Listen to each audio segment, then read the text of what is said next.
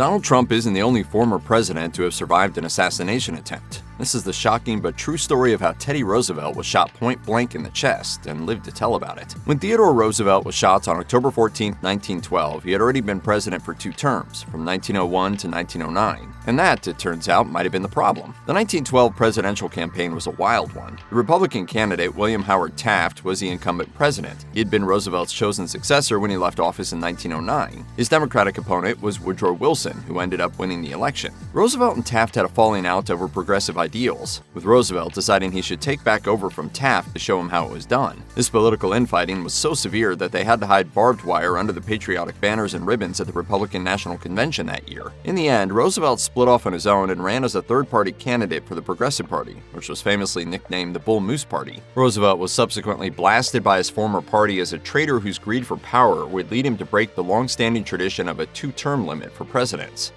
Theodore Roosevelt, who's a young man, still wants a career ahead of himself politically, can't stay out of the spotlight.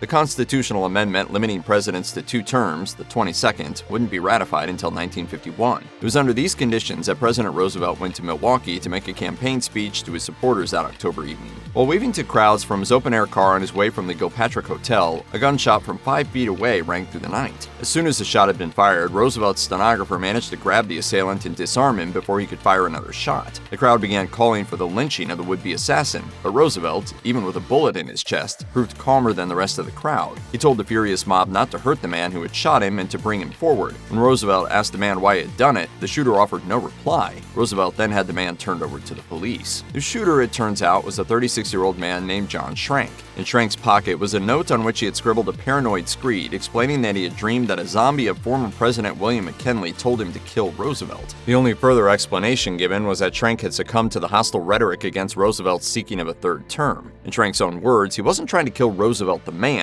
but rather Roosevelt a 3rd-termer. Schrank was found at trial to be mentally ill and was subsequently confined for life to a Wisconsin state asylum. Roosevelt, meanwhile, proceeded to the Milwaukee auditorium with a bullet in his chest. He had a speech to deliver. An experienced hunter and outdoorsman, Roosevelt knew from the lack of blood that the bullet had not hit his lung, and so he decided to give a speech instead of going to the hospital. As it turns out, he had planned to give a lengthy speech, and that was what saved his life. The bullet, which had been on a collision course with Roosevelt's heart, had instead penetrated a folded-up 50-page speech and a steel glasses case, before leaving a dime-sized hole next to Roosevelt's ribs. When Roosevelt ascended to the stage, he said to the hushed crowd, "I don't know whether you fully understand that I've just been shot." He then opened his coat to reveal his blood-stained shirt, pulled out his bullet-riddled speech, and then delivered this line: "It takes more than that to kill a bull moose."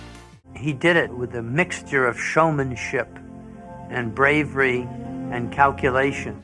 Roosevelt went on to deliver a 90-minute speech, which was not the entire original. Over time, his voice weakened and it got harder for him to breathe, but every time his staff attempted to take him off stage, he glared at them until they relented. He only agreed to go to the hospital once he had finished the entire speech. The bullet stayed in Roosevelt's chest for the rest of his life, and he finished 2nd in the election. It wasn't a win, but it was the best ever showing for a third-party candidate.